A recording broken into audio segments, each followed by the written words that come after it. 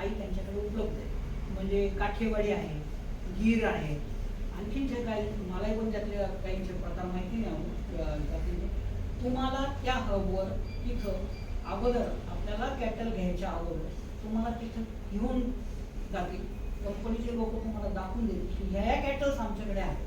त्याच्यातली तुम्हाला आम्ही ही रिकमेंड करतो की व महाराष्ट्रामध्ये आमच्या गावामध्ये ह्या कॅटल्स तुम्हाला चालू शकतील, त्याची गॅरंटी वॉरंटी आमची आहे.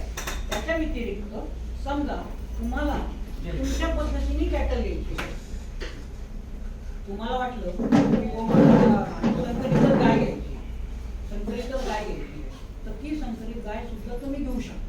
त्याच्यासाठी कंपनीचा रिप्रेझेंटेटिव्ह तुमच्या बरोबर असतो, त्यातला तज्ञ, म्हणजे त्यातली माहिती असलेला माणूस तुमच्या बरोबर असेल.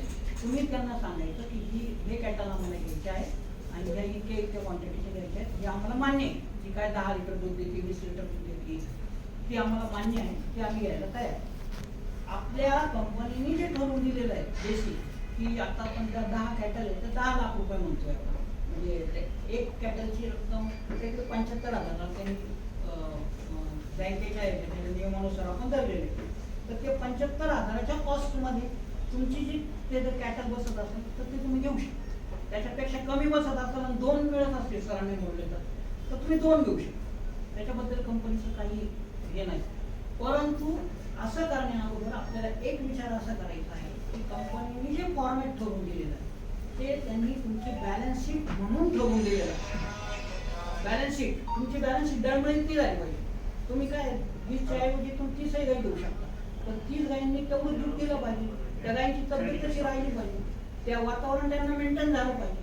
आणि ते मेंटेन झालेलं वातावरणापासून मग ते सगळं आपलं गणित, आर्थिक जे गणित आहे पुढचं ते आर्थिक गणित डगमगलं नाही पाहिजे. या सगळ्याची गॅरंटी वॉरंटी तुमच्या मनात जर खात्री असेल तर तुम्ही कॅटल कोणतेही रिक्रुटमेंट करू शकता. कारण आपण जर्सी म्हणतो, जर्सीचं कसं वाटतं का त्याचं सांगतानाच म्हणतो 20 लिटर देतात, 30 लिटर देतात, आपण बघतो सगळीकडे बघतो. पण मॅक्झिमम जर शेतकऱ्याच्या घरी ती गाय येते त्यावेळेस कधी दूध देत नाही. हा सगळ्यात वास्तविक हा प्रश्न आहे सगळ्यात मोठा. बरोबर. कसा माहिती का, इथं बसून विचार करतो पण ज्यावेळेस फील्डवर काम करतो त्यावेळेस हा अनुभव हा वेगळा असतो. त्या टायमाला शेतकरी 100% अडचणीत येतो. त्या टायमाला आपण काय करू शकतो? त्याच्यासाठी काय करायचं की कंपनीने सांगितलेल्या रिकमेंड केलेलेच कॅटल घ्यायच्या. कंपनीने सांगितलेल्या रिकमेंड केलेल्याच कॅटल घ्यायच्या. त्याची सगळी जबाबदारी कंपनी असते. तुम्हाला कॅटलचा इन्शुरन्स असतो, तो म्हटला की 30 लिटर दूध देते, तुमच्या इथे 25च देणार आहे. 25 लिटर दूध मोजून घ्यायचं. पहिल्याच 8 दिवसात आपल्याला अनुभव येईल, 8-10 दिवसात एक लगेच अनुभव येतो ना की 21 देते, 21 देते. कंपनीला लगेच रिकमेंड करा. कंपनीने तुम्हाला लेटर दिलेलं असतं गॅरंटी आणि बायबॅकचं, तुमच्या ॲग्रीमेंटमध्ये लिहिलेलं असतं की बुवा आम्ही तुम्हाला ती आमच्याकडनं हे इतकं जर दिलं नाही तर आम्ही ती काय जे कॅटल ते बायबॅक करू, घेऊन जाऊ, त्याच्याबद्दल तुम्हाला दुसरं देऊ.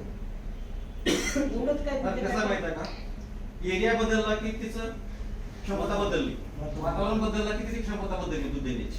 ते आहे. अशा वेळेस काय होऊ शकतं त्याच्यासाठी आपल्याला पण माहित पाहिजे ना. त्याच्यासाठी त्यांनी काय केलेलं आहे, तुमच्या स्टेट वाईज म्हणजे UP, हरियाणा, गुजरात, महाराष्ट्र त्या वातावरणाचा अभ्यास करून. आता जसं हरियाणामध्ये आहे किंवा राजस्थानमध्ये सहवाल आहे, थारपारकर आहेत, असे जे गायी आहेत मॅक्झिमम 15 लिटर दूध देतात. त्या थारपारकर मध्ये त्या भागातली ती गावरान गाय आहे. माझ्याकडे एक पण गाय नाही, माझ्याकडे एक पण जनावर नाही, पण ती स्टडी केली, बाकी काही नाही माझ्याकडे. नाही बरोबर आहे तुमचं म्हणणं, कुठलाही अनुभव नाहीये, फक्त मी ओव्हरऑल आपण जे वाचतो मी त्यातूनच मी तुम्हाला बोलतो, बाकी काही नाही वास्तविक. ते एकदम करेक्ट आहे. त्याचा अभ्यास माझा पण खूप झालेला आहे आणि हे आपल्या शेतकऱ्यांना ह्या अडचणी येतात हे मी मान्य करतो काय. परंतु आपल्याला गॅरंटी वॉरंटी काय आहे, बऱ्याच ठिकाणी बरेच जण वेगवेगळे सांगतात काय घेतात, पण मी एकच गोष्टीवर फर्म आहे. मी कोणत्या गोष्टीवर फर्म आहे की उद्या समजा आपण अगदी निगेटिव्ह धरलं की ती गाय देणारच नाही, मग तसं करायचं. उद्या आज तुम्ही बाजारातून खरेदी करून आणली आणि घरी तुम्ही म्हणता तसं 15 लिटर दूध द्यायला लागले, तो काय परत घेणार नाही. तो जो मधला एजंट येतो तो म्हणशील नाही मग घेतो तर तू दे, मग तुझे पैसे मी नंतर देतो, म्हणजे तो लॉसच आहे ना आपल्या दृष्टीने. आपण काय विचार करतो एक व्यापारी दृष्टी किंवा हे की माझे गेलेले 75,000 रुपये वायाने गेले पाहिजे, काही झालं मला फायदा तर होईल, तुम्ही इतकी गॅरंटी देताय, पण माझे ते लॉस पण नाही झाले. मग त्याच्यासाठी लॉस नाही होण्यासाठी कंपनीने काय केलेलं आहे की तुम्हाला त्या स्टेटमध्ये ज्या सुटेबल होतील अशा कॅटल आपल्याला निवडून दिल्या, त्या आपण तिथे जायच्या, बघायच्या, सर्टिफाईड घ्यायचं, सर्टिफिकेशन घ्यायचं आणि बायबॅकचं ॲग्रीमेंट घ्यायचं. त्याच्या व्यतिरिक्त आपण काहीच करू शकतो. आपल्याकडं काही कमी टेक्नॉलॉजी चालतात 50च्या आतले, 50च्या पुढल्या काही टिकत नाहीत आपल्याकडे. प्रॉब्लेम घ्या आपल्याकडे गाय टिकते, आपल्याकडे जर्सी आणि याचे कॉस्टर गाय तर आपण घेऊ शकत नाही, टिकत बी नाही आपल्याला. कंपनी आपल्या मनावरच काय देणार आहे. आम्ही जर आदर करून घेतलं तर ती घेणार नाही का डायरेक्ट. आपण एवढे कंपनी नाही कंपनी पाहिजे ना.